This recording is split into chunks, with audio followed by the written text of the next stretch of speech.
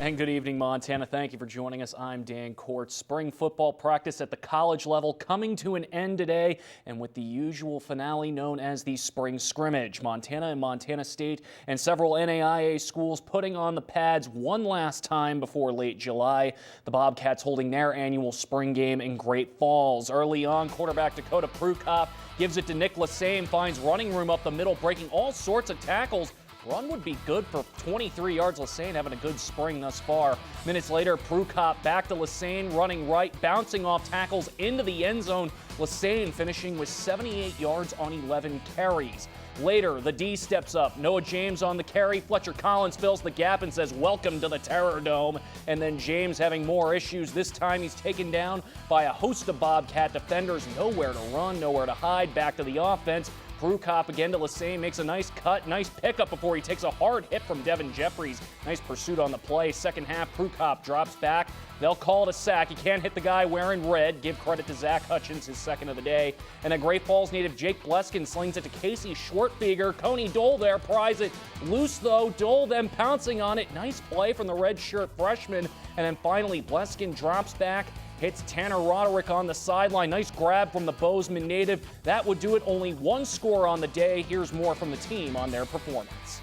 As a whole, we were a little bit slow to start, and then, Coach Ione took us in the middle of halftime in the group and was talking to us about, executing, fighting through adversity and whatnot. So from there on out, we just we tried to gel together a little bit. I think as a team, we're getting better every scrimmage. The defense is, flying around, doing a lot of good things out there, but the offensive line's blocking great too. So, and our young running backs are getting all the opportunities they can handle.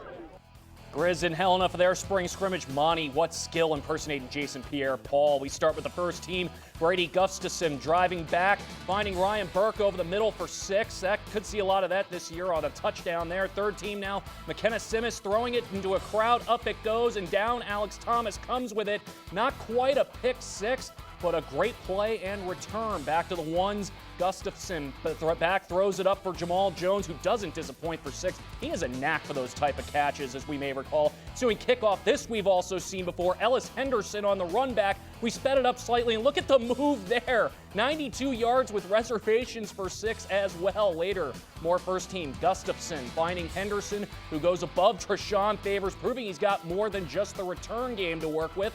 Final drive of the day, Sean Foley rolling out. Ball is tipped by Evan Epperly from Glacier High. Comes down with it to end the day. Coach Bob Stitt on where the team stood after today.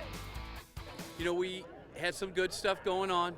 That's a good defense out there. We feel like our defense is as good as what we're going to see next year, and we had some good things going. I was disappointed with a lot of drop balls and some communication. We had some checks that the receivers didn't catch, and we would have had some better plays. But what I liked about the offense today was when we had the short field, we got points out of it, and our defense is going to give us a short field a lot next year. Carroll holding their scrimmage at Nelson Stadium before the Grizz today. The offense slow out of the gate, but they got it together. Mac Roche to Kyle Griffith. This for the Saints' first touchdown of the day. We'll see plenty of that this fall as well. Second team offense now. JT Linderoth play action, airs it out. Robert Sharps with the near pick. You gotta come down with that, but it is only the spring. He'll work on it. Later, Matt McHugh in the gun, throwing it up for Pat Cosina, who makes the catch despite the pass interference taking place. Nice play by the rising sophomore. Final first team drive now. This looks familiar. Roche going back to Griffith, makes the diving grab. What a play. Then the second team shows what it can do. Linder finds Henry Hill, no relation to the guy from Goodfellas, for the score to end the second team's day. Finally, fourth teamers, everyone getting some action. Matt Kittle looking for the deep play, but Drew Milton comes down with the ball. Nice pick, and that would be all for the Saints in the spring. The Grizz softball team needed to win as just a game separated them and Northern Colorado for the fourth and final spot in the Big Sky Conference tournament. The Grizz lost the first 2 to UNC, needing to get the third game, and it was a big one. Not a good start at all, though, for the home team. Maggie Wright started in the circle, and she was only able to record 1 out before being lifted for Kenzie Cole. She didn't fare much better in the first inning either. Bears having a hit parade, safety squeeze, then a base hit to left. Bears put up a crooked number, hanging 8th spot in the first inning for them. Grizz, though, would get a few back in the bottom half. Laxi Brunice, sharp ground ball, gets through to score. McKenna McGill come around and score, and then Brittany Olay with a runner on third and 1 out.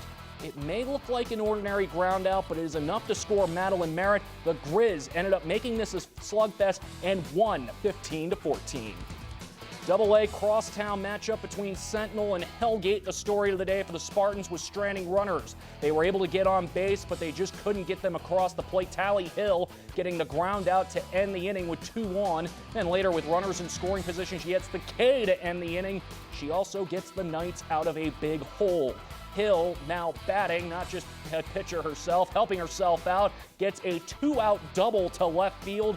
That would give the Knights a 3-0 lead, but Sparty with a walk-off home run in the 7th win this one 5-4. And that's it for sports. Don't go anywhere. Meteorologist Adam Coslin has a look at your forecast on the other side of the break.